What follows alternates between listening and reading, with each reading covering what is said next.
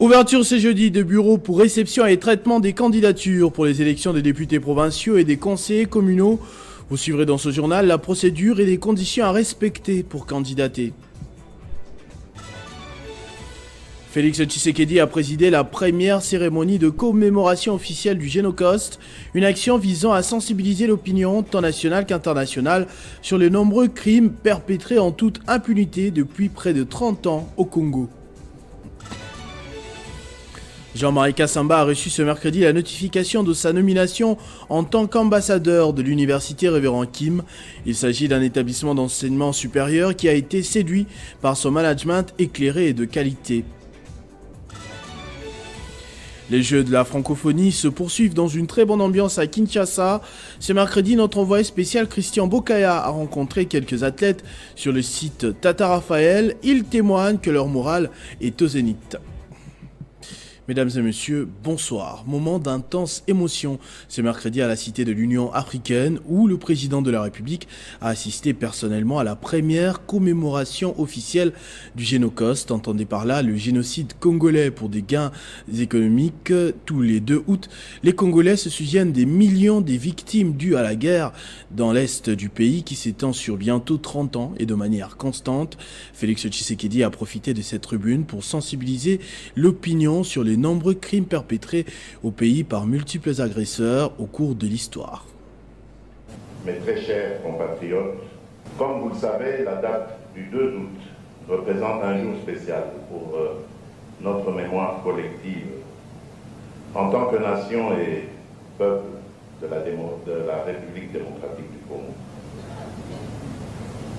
Ce 2 août de l'année 2023 l'est davantage, car il vient d'être inscrit d'une encre indélébile et ensanglantée dans notre mémoire collective et nous rappelle déjà un autre jour, non moins symbolique, le 4 janvier, dédié à nos martyrs de l'indépendance.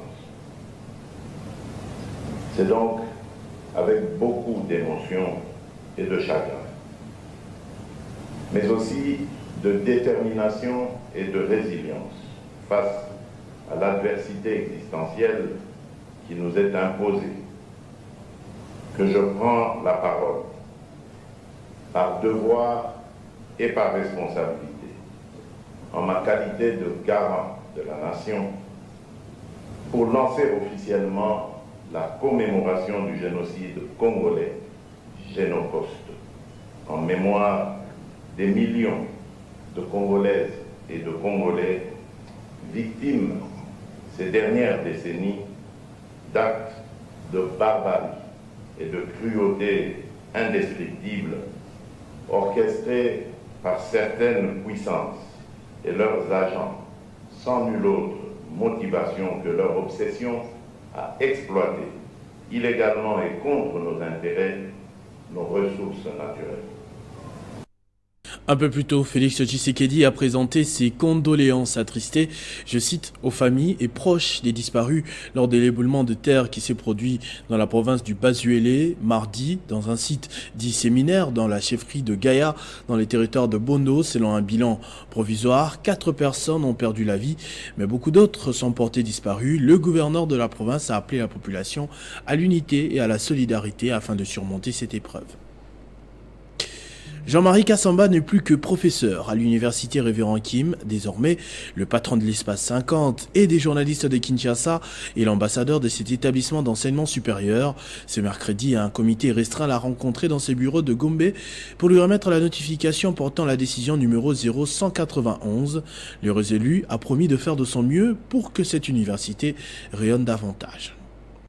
L'équipe déléguée par les autorités de l'université Révérend Kim est conduite par les tout jeunes secrétaires facultaires de la faculté des sciences des communications sociales de l'université Révérend Kim, Jean-Sili Kwalo, accompagné de la délégation facultaire de cette dernière, notamment Gaël Manzangou et Joël Kitenge. Vu la nécessité d'assurer la viabilité de la faculté des sciences des communications sociales, vu l'expérience et l'expertise du concerné, article 1, est nommé ambassadeur de la faculté des sciences des communications sociales, Monsieur Kassamba Jean-Marie. En revanche, Jean-Marie Kassamba marque son accord pour cette nouvelle tâche avec beaucoup de responsabilités, estimant qu'il est aussi de son devoir pour un bon encadrement de la jeunesse qui passe par l'enseignement. Et je promets à toute l'université Révérend Kim de faire de mon mieux pour qu'elle rayonne encore davantage. Merci. Et qu'elle soit de plus en plus reconnue ici et ailleurs. À l'issue de cette rencontre, Jean-Sili Koualo, secrétaire facultaire de la Faculté des sciences des communications sociales de l'Université Révérend Kim, revient sur la motivation de cette nomination. La Faculté de communication est en train d'écrire son histoire. Alors, on s'est dit, l'histoire ne s'écrit pas seulement avec des gens qui voient, les gens qui ont aussi vu. Alors, M. Kassamba, comme étant un maître dans le domaine de la communication, mais en même temps aussi enseignant à l'Université Révérend Kim de la Faculté de communication, nous avons voulu faire de lui notre ambassadeur, l'ambassadeur de la Faculté de communication, car elle en a besoin. Ceci est une sorte de reconnaissance pour l'UR-Kim à l'endroit du directeur général de l'Espace 50, Jean-Marie Kassamba, qui est compté parmi les enseignants de l'Université Révérend Kim. La CENI a convoqué ce mercredi 2 août l'électorat pour les élections des députés provinciaux et des conseillers communaux dont les bureaux seront ouverts dès demain. Le patron de la CENI a épinglé la particularité de la cérémonie car pour la première fois, les électeurs congolais sont appelés à se choisir leurs conseillers communaux. Les dernières élections de ce genre remontent à 1987 sous la Deuxième République, il y a donc plus de 30 ans. Détail avec Gloria Mbouya-Moutala qui revient également sur quelques conditions à remplir pour les deux cas. Cette élection pourra, à en croire Denis Kadima, installer une démocratie locale énergique qui est la base d'une démocratie saine au niveau national et un des moteurs du développement à la base. D'où l'exhortation de la CENI aux jeunes et aux femmes à une participation massive et l'appel aux partis et regroupements politiques à favoriser leur présence sur les listes. Le seuil de recevabilité est également à prendre en compte. La CENI rappelle que les listes qui vont aligner au moins 50% des femmes seront dispensées des frais de dépôt de dossier. Cette disposition a un double avantage. D'abord, encourager la parité homme-femme, ensuite réduire l'influence de l'argent dans la politique congolaise. Aussi, les partis et regroupements politiques doivent présenter leur liste en prenant en compte le seuil de recevabilité qui sera appliqué également à l'élection des députés provinciaux et celle des conseillers communaux. Selon le patron de la centrale électorale, son institution s'attend à une plus grande affluence au regard de l'engouement constaté lors des dépôts des candidatures à la députation nationale. Aujourd'hui, les Congolais sont prêts à aller aux élections et la CENI se prépare d'arrache-pied pour garantir ce grand rendez-vous. Nous voulons que cette fois-ci, les élections en RDC soient une célébration de la démocratie. C'est à partir de ce jeudi 3 août que les bureaux de réception et de traitement des candidatures seront ouverts et opérationnels jusqu'au 22 août de l'année en cours, de 8h30 à 16h30, heure locale. Cependant, plusieurs conditions sont à remplir pour ces élections. Tenez, pour la députation provinciale, le candidat doit notamment être de nationalité congolaise, âgé de 25 ans révolu à la date de clôture du dépôt des candidatures, jouir de la plénitude de ses droits civils et politiques. La déclaration de candidature devrait comprendre plusieurs éléments, dont l'original de la lettre de consentement conforme au modèle fixé par la CENI et signé par le candidat, les noms des 2 suppléants à laquelle il faudrait joindre une photocopie de la carte d'électeur, une preuve de paiement dans le compte du Trésor public des frais de dépôt des candidatures non remboursables d'1 million de francs congolais, soit environ 450 $ américains par siège. Concernant les conditions pour l'élection des conseillers communaux, le candidat doit notamment être de nationalité congolaise, âgé de 18 ans, révolu à la date du dépôt de candidature, jouir de la plénitude de ses droits civils et politiques. Parmi les éléments de la déclaration de candidature devront figurer l'original de la lettre de consentement conforme au modèle fixé par la CENI, signé par le candidat, les noms des 2 suppléants, à laquelle doivent être joints une photocopie de la carte d'électeur, une preuve de paiement dans le compte du Trésor public des frais de dépôt des candidatures non remboursables de 300 000 francs congolais, soit environ 137 $ américains par siège. Par ailleurs, la circonscription électorale, rappelle la CENI, pour l'élection des députés provinciaux et la ville, ainsi que le territoire dans les provinces et la commune dans la ville de Kinshasa, alors que pour l'élection des conseillers communaux, la circonscription électorale et la commune. Entre-temps, Denis Kadima a animé ce 2 août le cadre de concertation avec les jeunes et les femmes rassemblés à la salle de conférence internationale des affaires étrangères. C'était dans la salle de conférence du ministère des Affaires étrangères qui s'est tenu les cadres des concertations entre la CENI, les jeunes et les femmes sur la convocation de l'électorat pour les élections des députés provinciaux et conseillers municipaux. D'entre deux jeux, le président de la centrale électorale, Denis Kadima, a commencé d'abord à encourager les jeunes et les femmes présents dans cette salle de s'approprier du processus électoral afin d'améliorer la qualité de la gouvernance démocratique, car leur inclusion dans la vie politique est réelle et importante. Pour la première fois depuis 1987, les électeurs congolais seront appelés à choisir leurs conseillers communaux. Ce 20 décembre 2023 va marquer un tournant historique, car cette date va mettre fin à l'ère de bourgmestres et vice-bourgmestres nommés et aussi rétablir les conseillers communaux élus. L'élection des conseillers communaux est une opportunité pour les jeunes et les femmes qui sont souvent marginalisés de postuler, mais surtout de s'engager dans un premier apprentissage de la vie démocratique. Denis Kadima en a également appelé à la conscience des jeunes garçons qui sont souvent utilisés pour la violence et les jeunes filles qui sont utilisées pour la danse et les chants.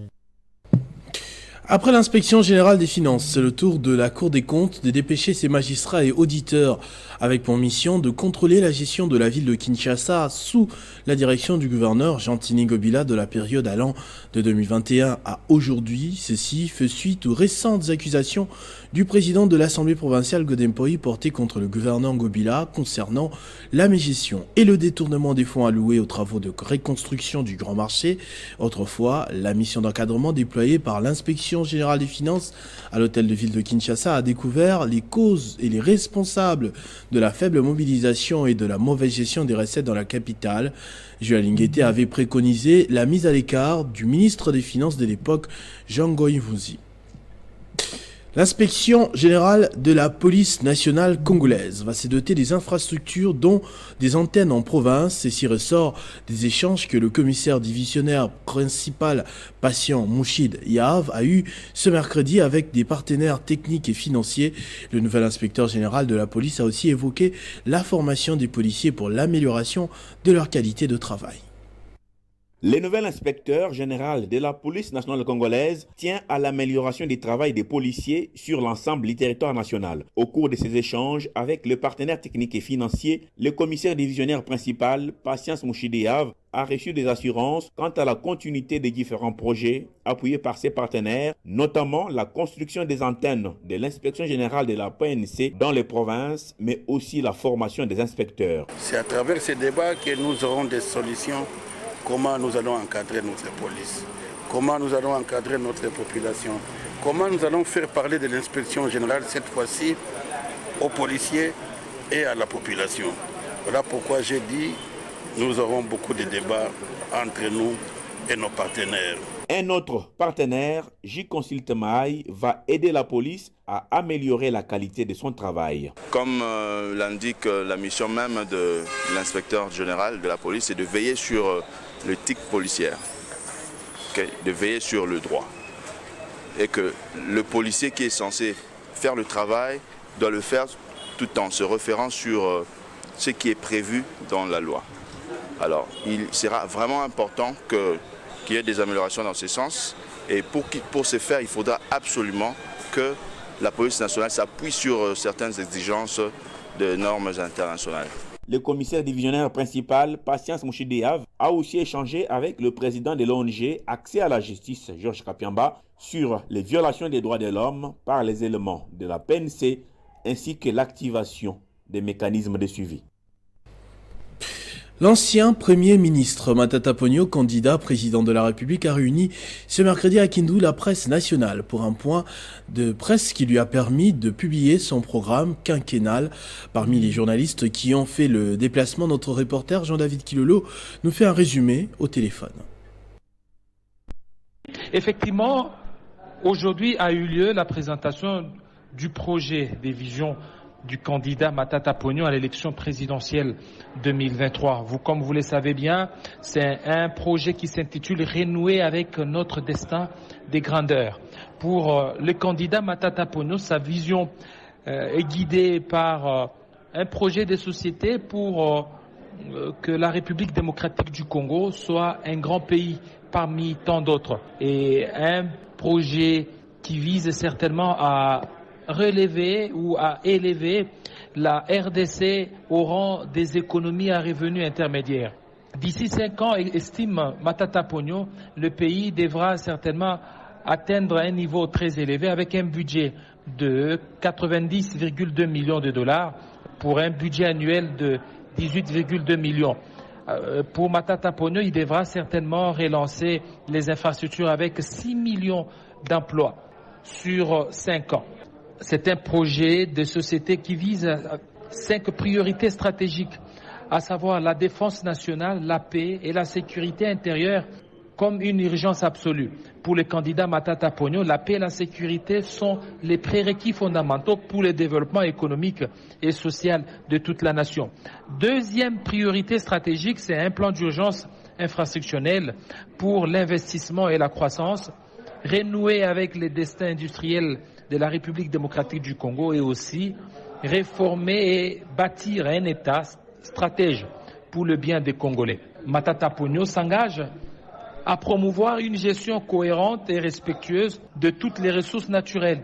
Il reconnaît la richesse incomparable de notre sous-sol et notre sol et il se dit être déterminé à en faire l'un des moteurs de développement de la République démocratique du Congo. Merci Jean-David Kilolo. À Kinshasa, l'Alliance des forces démocratiques du Congo continue de se préparer minutieusement pour les scrutins qui se pointent à l'horizon. C'est dans ce cadre que le secrétaire général de la FDC a eu des échanges avec le responsable de l'église autochtone. Après avoir accompagné son autorité morale, Modeste Bahati Lukwebo, dans l'Est, le secrétaire général de l'Alliance des forces démocratiques du Congo, Guy Richard Malongo, dit TGV, a consacré 2 journées entières aux églises autochtones de la République démocratique du Congo. Il a été reçu par le représentant légal des églises padistes, Lulendo Bosekota fils, où ils ont échangé sur la participation de l'église padiste aux efforts de l'AFDC, parti issu de la société civile du Congo. Juste après, Guy Richard Malongo a pris acte de l'adhésion massive de la coordination de familles reléguées dirigée par Hortense Mangitokoulou, une branche de l'église padiste. Au cours de cette activité, le secrétaire général de ce parti politique a exhorté les adhérents à non seulement mouiller les maillots en cette période pour la réélection de Félix Tshisekedi à la prochaine présidentielle, mais aussi lui donner une majorité écrasante par le truchement de la FDC. Continuons nos descentes battent la base, comme tu le sais. Nous avons toujours dit que nous devons continuer à communier avec la population jusqu'à ce que nous puissions atteindre l'objectif qui est celui nous assigné par la haute autorité de notre parti et de notre regroupement, juste le professeur Modeste Bahati Lukwebo. Il y aura un bon résultat pour notre regroupement et notre parti pendant les enjeux qui sont en train d'arriver. Un jour après, Guy Richard Malongo a pris part à la journée dédiée à la femme noire, organisée par l'église autochtone de Bangunza PV à Longo. Le secrétaire général de la FDC a reconnu le combat des Kimpavita qu'il qualifie de braves femmes africaines. Retour au Maniema où Vincent Moya Kilima, membre du parti politique Alliance des forces démocratiques du Congo, séjourne depuis une semaine, occasion pour lui de prêcher l'unité et la cohabitation. À la circonscription électorale des Kasongo dans la province du Maniema, Vincent Moyakilima, fils du terroir, est accueilli chaleureusement comme un prince. Déjà à l'entrée de la cité, une foule immense constituée de toutes les couches de la population kassongolaise l'attendait pour manifester leur joie. C'est lui qui incarne l'espoir de ce peuple. Vincent Moyakilima est porté par ses frères et sœurs dès l'entrée de la cité des Kasongo jusqu'à la tribune centrale où ces derniers s'est adressé à ses concitoyens. Dans son message en Swahili, Vincent Moyakilima appelle la population à l'unité et à la cohabitation pacifique pour le développement de ces territoires. Durant mon séjour ici à Kasongo, je vais vous accueillir tous et nous allons échanger comme le veut la coutume. Autre étape importante de son séjour dans cette partie du pays, c'est la visite effectuée dans différentes localités de ces territoires pour non seulement communier avec les autres couches de la population kassongolaise, mais aussi et surtout se faire une idée de la réalité de terrain avant les élections générales prévues au mois de décembre prochain. Des nouvelles des Jeux de la francophonie, la 9e édition qui retient l'attention des Quinois, un peu plus que prévu d'ailleurs. Ce mercredi, une plainte de la délégation malgache a failli gâcher la fête, mais le malentendu a été vite réglé. Christian Bokaya, notre envoyé spécial, était sur le site de Tata Raphaël où il a rencontré des équipes très heureuses de prendre part à cette grande fête de la langue française. Le 9e jeu de la francophonie poursuivent leur bon nombre de chemins ici à Kinshasa, capitale de la République démocratique du Congo. Il y a des disciplines comme ça qui se jouent. Le judo a fait son entrée en lice aujourd'hui au gymnase Père Raphaël de la Quetule.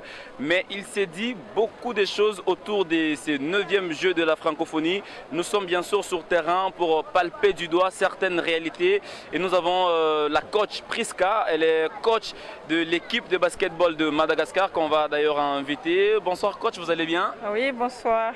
Félicitations pour votre victoire d'hier face à la RDC, une victoire qui vous qualifie en demi-finale. Oui, merci beaucoup. Mais est-ce que vous vous préparez déjà pour ce match de ce jeudi en demi-finale? Vous allez affronter un adversaire aussi de taille, le Sénégal. Oui, là on vient juste de s'entraîner au Stade du Martyr pour donner des petits détails pour demain et ça va être un combat. Madagascar, on va dire, c'est parmi les délégations qui sont bien accueillies à Kinshasa. Ça se passe comment? La restauration, l'hébergement, comment vous trouvez?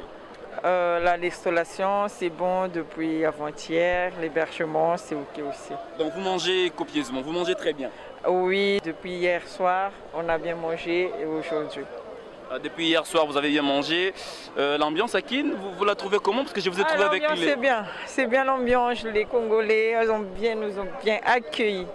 Merci aux Congolais. Merci beaucoup, coach Priska, et bonne chance pour le match de demain. Merci beaucoup. Voilà. Ouais. Et voilà, c'était la coach de l'équipe de basketball dames de Madagascar. Et oui, elle a avoué que la délégation est bien installée, l'hébergement, la restauration. Il y a des athlètes qui mangent copieusement. Nous-mêmes avons essayé de faire un tour pour voir comment est-ce que les athlètes sont servis au lieu de se fier aux rumeurs. Et voilà, donc ici, nous sommes au site Père Raphaël de la Quetule. Il y a de l'ambiance, il y a du monde.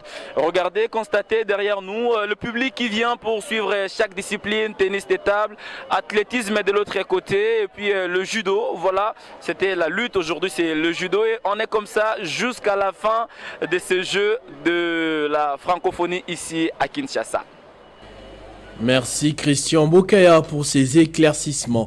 La délégation française à Kinshasa, quant à elle, pour le 9e jeu de la francophonie, a inauguré leur espace France. Devant la presse, le chef de la délégation a indiqué que la France, hormis les jeux, s'engage dans un objectif d'échange de savoir-faire avec la RDC dans plusieurs disciplines en vue de monter des projets communs en compagnie des partenaires qui la soutiennent.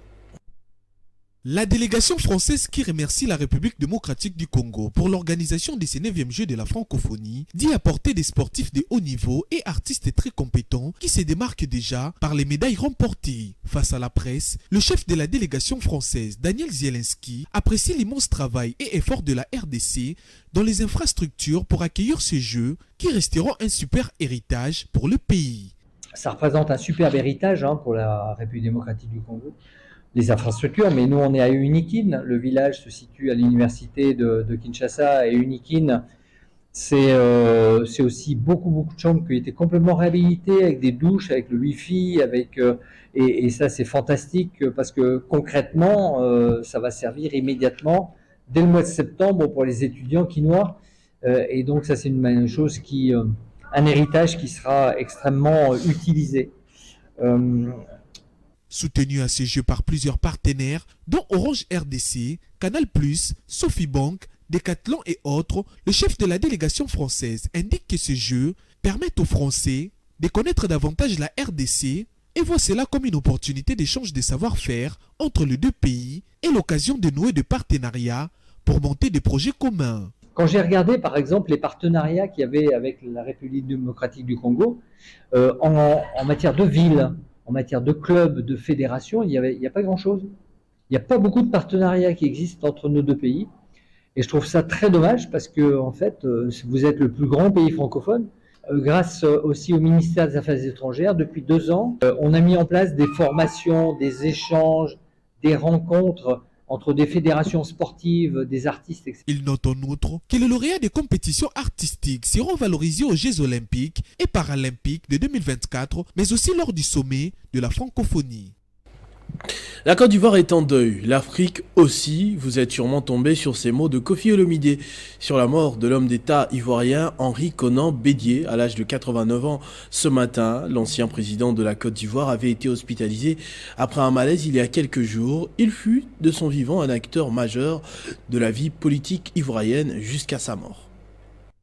Henri Konan Bédié est mort à l'âge de 89 ans dans un hôpital privé à Abidjan, a annoncé mardi son parti, le Parti démocratique de Côte d'Ivoire, Rassemblement démocratique africain.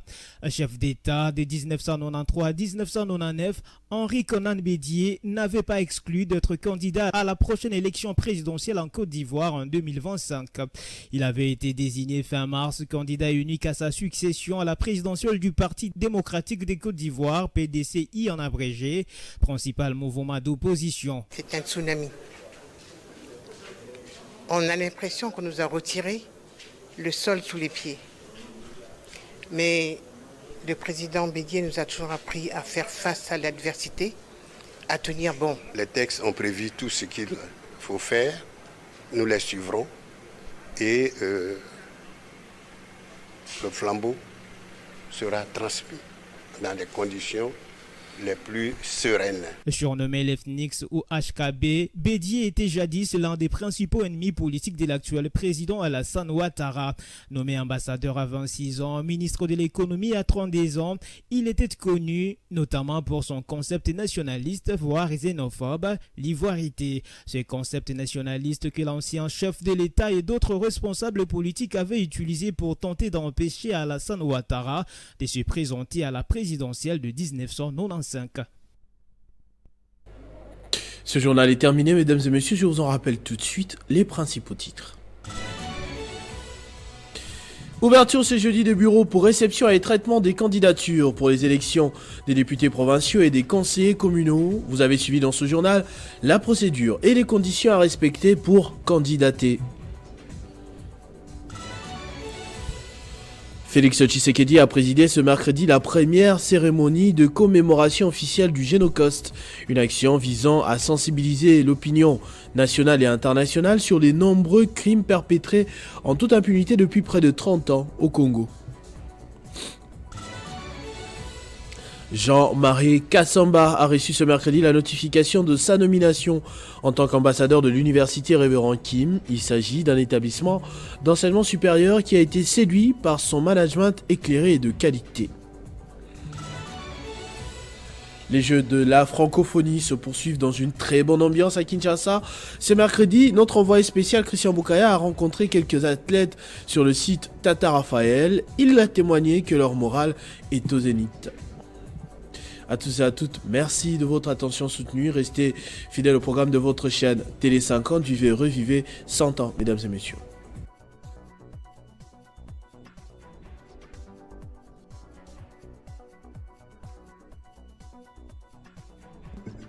Retrouvez toute l'actualité en continu sur www.tele50.cd.